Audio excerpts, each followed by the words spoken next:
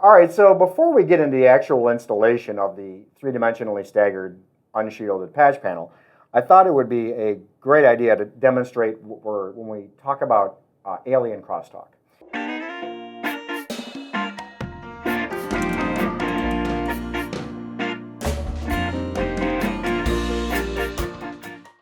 So these balloons represent the electromagnetic bubble that you find around an individual keystone jack. So we're going to push this together, and then as these balloons compress each other, that's effectively one balloon encroaching on another balloon, which means one keystone interfering with another keystone. So our three-dimensional stagger pattern has been scientifically and electromagnetically designed so that it spaces them out so that one is set backwards a little bit, and then these two in the front are a little spaced a little further away from each other.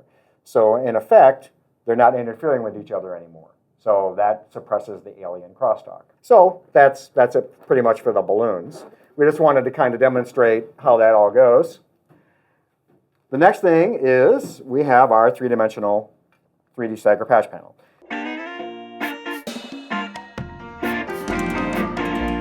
When you go to mount this, you're going to mount it using the hardware that came with your rack. And it just simply mounts into 4 spots. We're going to go ahead and just put it there.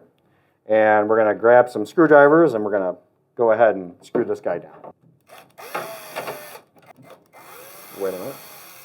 And by the way, this is a good time to demonstrate when you're assembling your rack.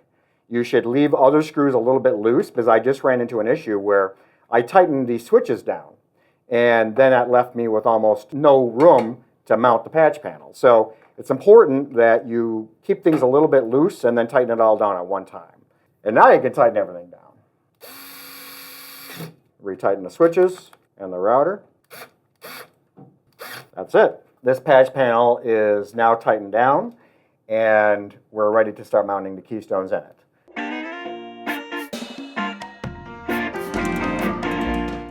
So we've got up here what's known as a service loop. This service loop is designed to minimize electromagnetic interference between cables and also to minimize the possibility of a catching radio frequency interference. If you were to turn the cable into a circle, that increases the possibility that it could act as a receiving antenna.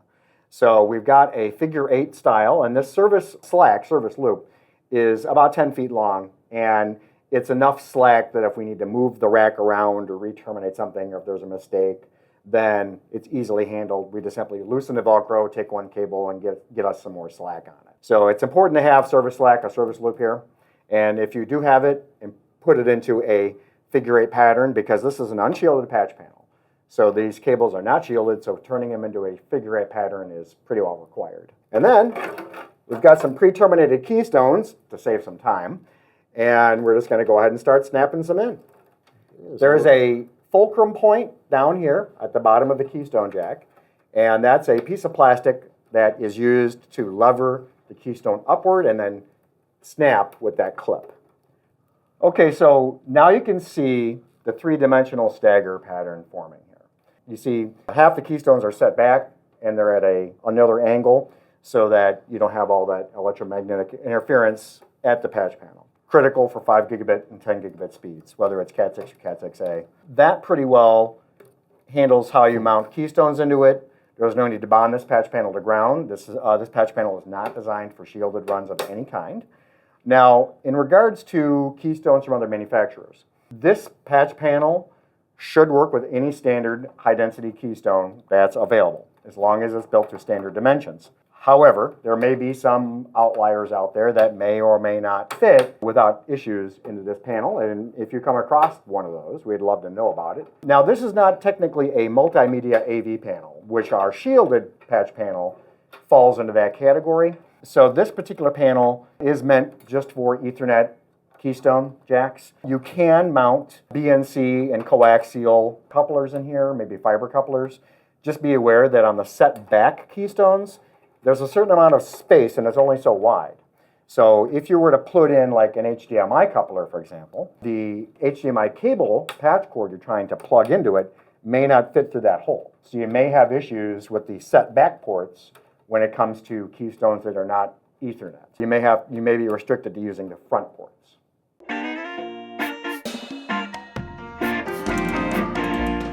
When you need to remove a keystone, the best way of doing it is just get yourself a small flat blade precision screwdriver. Be aware these top square or rectangular slots are not for inserting the screwdriver into. You could accidentally damage the patch panel that way. Instead, you're just going to remove it like you would in a traditional patch panel situation.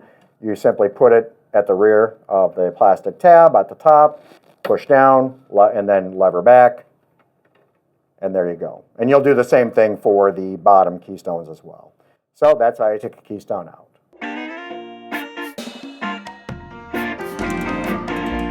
Once you've got your patch panel, all your keystones snapped in, you've got two options to secure your cable to the management bar. You can use individual nylon ties, and we supply 24, or you can use hook and loop straps, and trueCABLE sells those too.